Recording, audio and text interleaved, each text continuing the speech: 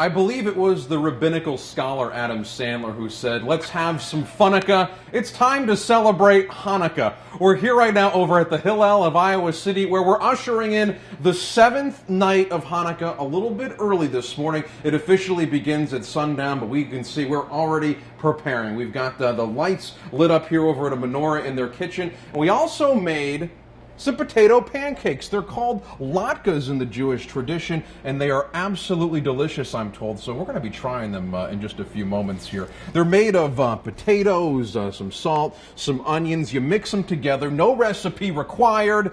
You put them on the fryer, and from there, you get delicious latkes. Now, oil here is a big theme when it comes to the Hanukkah season. In fact, it was in the 2nd century BC that they're commemorating an event where the Maccabees defeated King Antiochus over in the Middle East, and from there they found some oil over in the Second Temple, and it lasted 8 days instead of 1 that they had an amount for. Now, Hanukkah is very similar, you may notice, in terms of decorations to Christmas, but when you look at those Hanukkah decorations, you're going to see just about as many different name spellings on them as you could possibly imagine. Just take a look at this over here.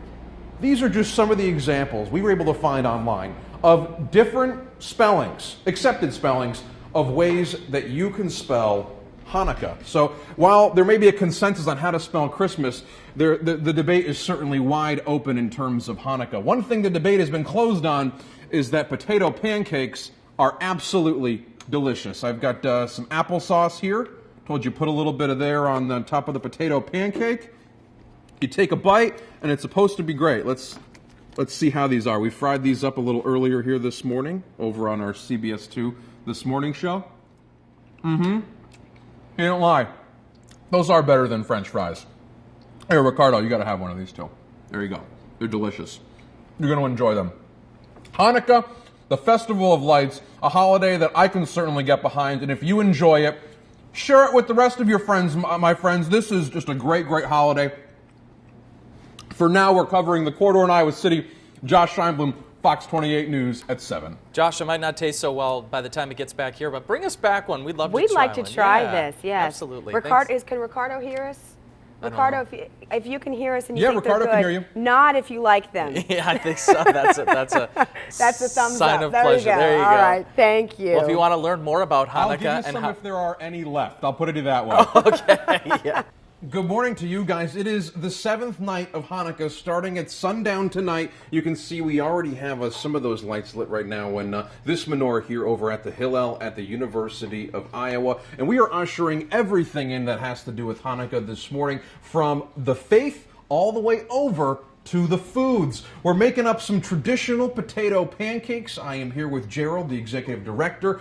Gerald, what is in here? Well, we've got grated potatoes and onions, an egg, some flour, salt, pepper, and baking powder. Very simple recipe. All good things. And there's one key ingredient here, and that is the oil. Lots and lots of oil is consumed during the Hanukkah season because in the 2nd century BC, the Maccabees restored the Second Temple of Jerusalem, and they only had enough oil to last them 1 day. But it turns out it lasted for 8 days. And if I could get a little hallelujah over here, it was a miracle. It was a miracle.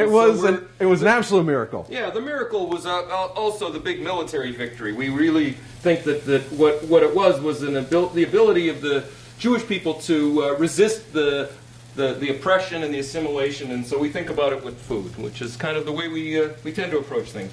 We're cooking up the latkes here. They'll be ready to flip in a couple minutes and nice and brown. And they look absolutely delicious, and the smell coming from here is wonderful as well. But there's one thing I really have admired about Hanukkah, and that is that there are lots of different traditions that each family does. But for as many traditions there are, I believe there's also a different name spelling for this holiday. If we can get that graphic up there on the screen. Now, Gerald, if you were to guess, how many different ways do you think there are to spell Hanukkah? I would say 17? I have no idea. You know what? You're a very brilliant man.